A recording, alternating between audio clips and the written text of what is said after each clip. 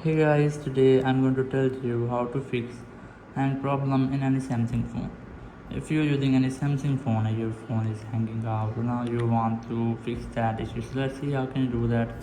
You just have to make a hard reset or restore to your phone, but I'm going to make a hard restart. So let's see how can you do that. And your Samsung phone, you must have to press and hold your volume down and the power button at the same time to make a hard restart. So let's see how. Just press and hold volume down and the power button at the same time until you get your screen goes fully black. So you must have to wait for your screen goes fully black and then release all buttons and your phone will turn on automatically. So you must have to wait that.